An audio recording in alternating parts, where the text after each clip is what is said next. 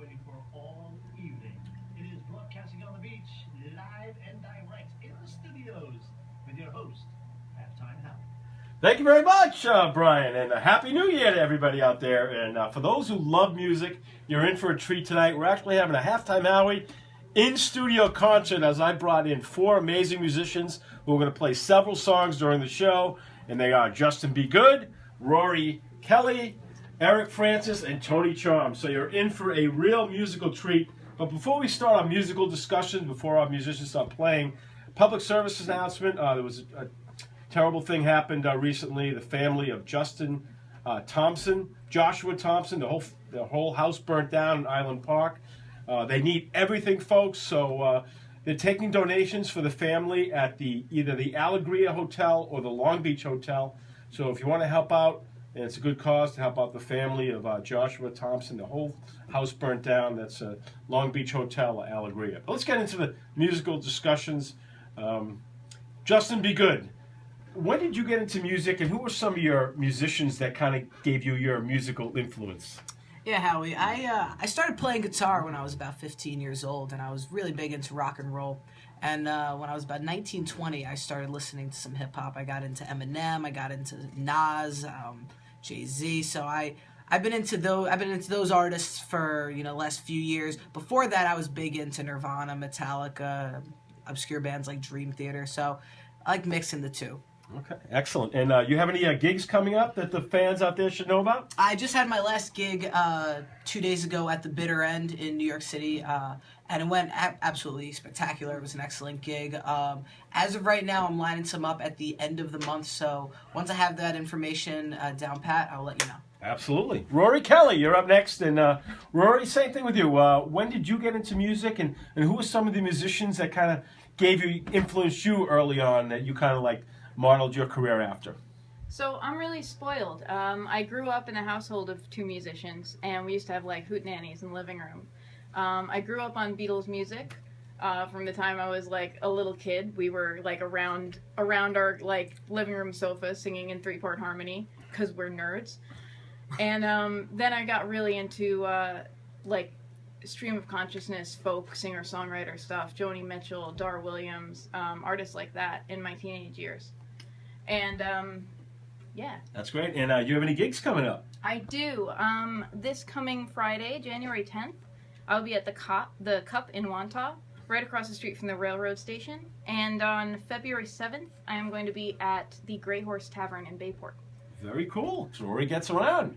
Tony Charms. All right. When did you get your musical interest, and who are some of the musicians who kind of influenced your career? Well, you're just like Rory, the Beatles, I mean, who else can influence everybody, especially at my age? We'll get flipped off first. Anyway, so, yeah, the Beatles, and later on, because I started playing bass, so my influences also were, Yes, Chris Squire, Geddy Lee, Jaco Pastorius, but musically, all my life.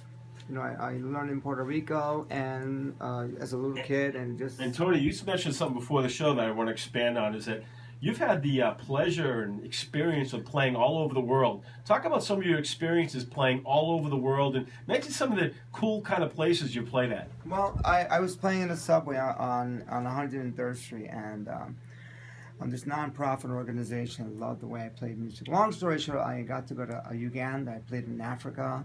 I played in 6 districts there. It was a total culture shock, but it was really a lot of fun, and it was very, very interesting to see other parts of the world. And then I played in Canada. I played in Windsor.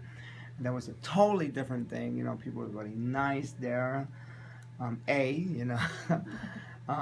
played in Boston. I played in Philadelphia and Washington, and these are experiences that I just cherish, and I'm hoping to play in other places. So that's awesome.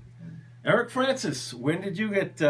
Oh wait, before we get to Eric, Tony, you got a gig coming up at Starbucks in Long Beach. Let's talk about that, because let's get that local flavor going there on Starbucks right on National in Long Beach. Yeah. I was waiting for you, Howie. Absolutely. And I was tuning my guitar, and they were lowering the volume down, and I said, oh, I'm in trouble. So I'm tuning my guitar as slow as I possibly. And the manager walks up to me, and she says, we're having a musicians' night on the 9th of January, and so I started, talking to her. She was really interested, so I'm doing that, and then hopefully a couple of weeks from there, then I'll bring my friend Keo, and then a couple of other artists. And when will you be playing at on National? What's the hour? Did you have a time slot? Oh yeah, from it's supposed to be from 7 to 9 over at Starbucks. So very cool. Yeah, on the 9th of on January. The 9th, right? So I hope a lot of people meet a lot more people All there. right. And who That's knows? Long Beach flavor. I love it. Tony coming to Long Beach. I love it. All right, moving along. Let's go to Eric Francis. And Eric, when did you get that music gig in your life? Well, I've been a musician my entire life. I learned piano when I was like 4 years old, and then I went from piano to tuba all through elementary to high school, and I was actually an all-state tuba player for 2 years in a row. And then in 10th grade, I picked up electric guitar, and I started getting into rock music. So it's all from there. I've been writing rock music. Awesome. And who are some of the musicians that had like an impact on your early life? You said, wow, they're great, and kind of influenced you in your music career? Well, the bands that inspired my album, I'm a really big fan of Coheed and Cambria. I like the Goo Goo Dolls. I've been a big fan of Goo Goo Dolls for a long time. And then some heavier bands that are more obscure, like a band called The Ghost Inside, a band called Dance Gavin Dance. They're more in screamo hardcore realm, and I like to mix the two. I like to go in the poppy rock area and the heavy hardcore metal area. Cool. And do you have any gigs coming up that the fans should know about? Not right now. My band's actually trying out a new lead guitarist right now, so he's doing well so far. We're really happy with him, and hopefully soon we'll have another gig.